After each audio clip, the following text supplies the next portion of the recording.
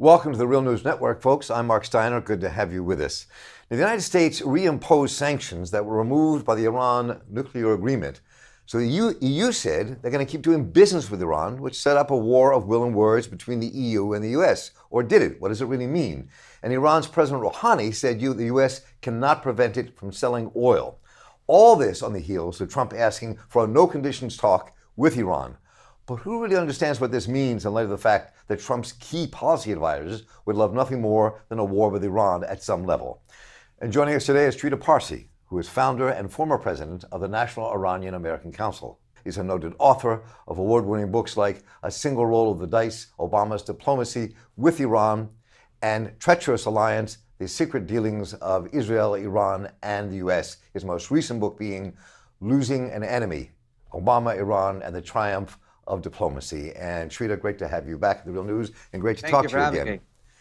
So let's parse through some of this stuff, because it can really get confusing if you go between the New York Times and Fox News or wherever else you get your news. So on the one hand, Trump calls for meetings with no preconditions with Iran.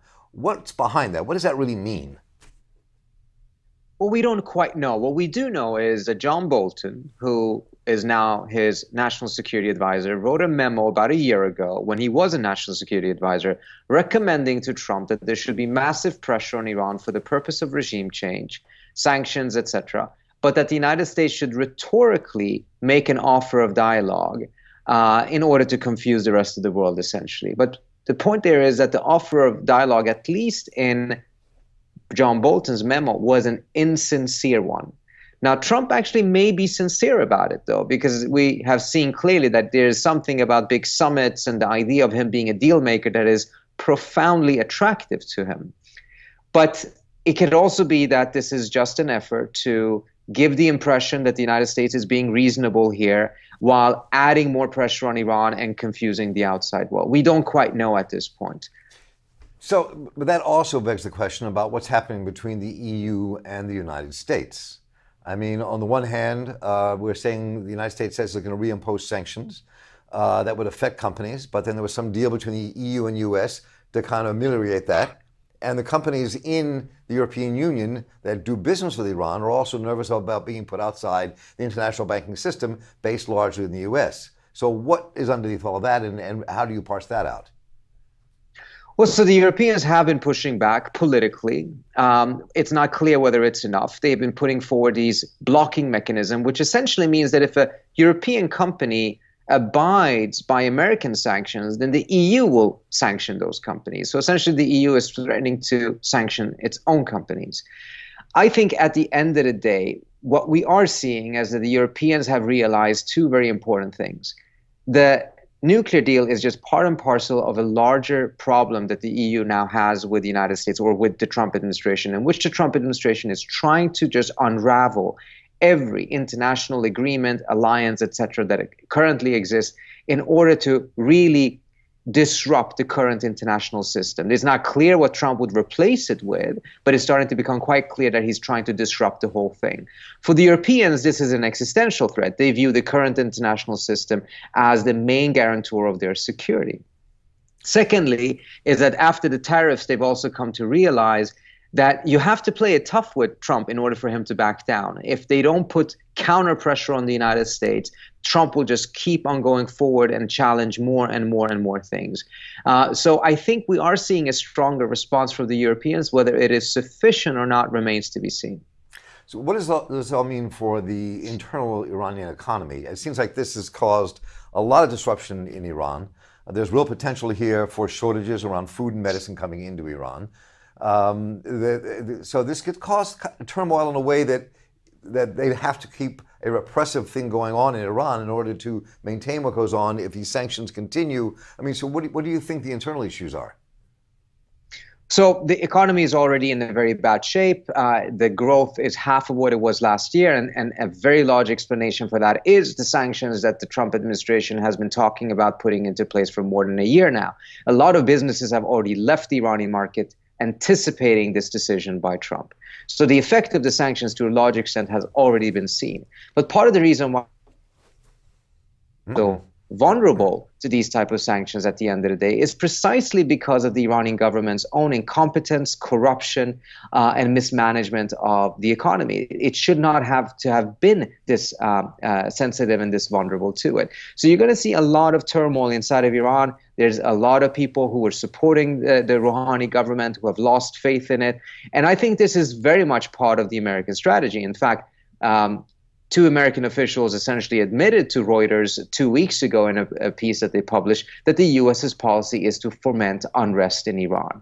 Now, whether that unrest is aimed at regime change or whether it is aimed at forcing the Iranians to capitulate, somewhat unclear. But I do believe that even if the intent is just to put more pressure on the Iranians in order to be able to get a better negotiating outcome, that the end result, nevertheless, is more likely to be some form of a confrontation than some form of capitulation on the Iranian side. Because one thing that we haven't seen so far is a strong Iranian response. I don't believe that is because they cannot respond. I think that is because they're waiting to see whether the efforts by China, Russia, Turkey, India, and the EU will bear fruit or not. If they don't, I think we will see the Iranians start escalating. And at that point, the question is, how do you dial things back? How do you de-escalate if war actually isn't your intent? So how do issues like the controversies around the Strait of Hormuz fit into this, as well as the continuing confrontations between the United States and Iran throughout the Middle East through their own proxies? I mean, how does this play into how this will wind up?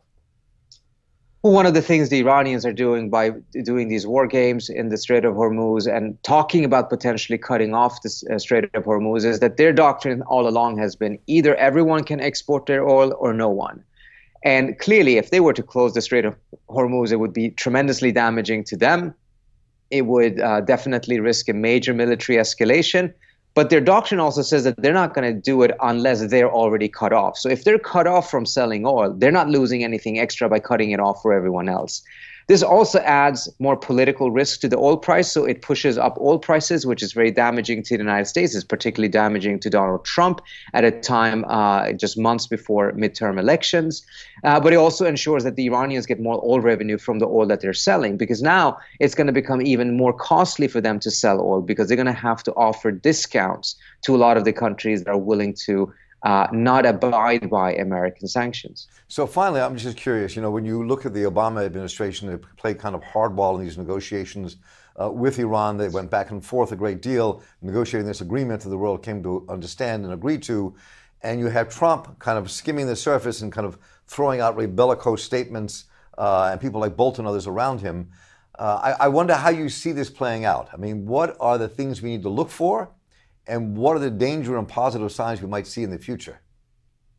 Well, one thing that I think we should be clear on, at least based on the past patterns, is that pressure alone is not going to get Trump a deal if that actually is what he's looking for. He didn't get Obama a deal, and he certainly was looking for a deal. Ultimately, unless it is coupled with actual incentives, actual offers to the Iranians are not likely going to respond positively. And the question then is, what is Trump willing to offer them? Because all we've heard from the Trump administration thus far is demands and demands and demands. If he wants to get a deal, if he's actually interested, he's going to have to also give something to the Iranians. And while the economy is doing badly, while the Iranian internal situation is less stable than it was a year ago, Trump is also potentially facing an impeachment proceeding next year if the Democrats take the House. Moreover, Iran's regional position is quite strong vis-a-vis the United States. So it is not such that even with a faltering economy and instability inside of Iran, that Trump actually is in a position to dictate the outcomes of some form of a capitulation. If there's going to be a deal, it's going to have to be two ways. And we haven't even touched Saudi Arabia and Israel, but maybe we'll do that next time. Okay. Because they feed into this in a huge way, both those countries, and how their reactions are and how the U.S. reacts to them. Trita Parsi, I know you're tight for time today. We really appreciate you taking the time, and we look forward to talking to you again very soon. Thank you so much for having me. And I'm Mark Steiner for the Real News Network. Thanks for joining us. We'll be talking soon. Take care.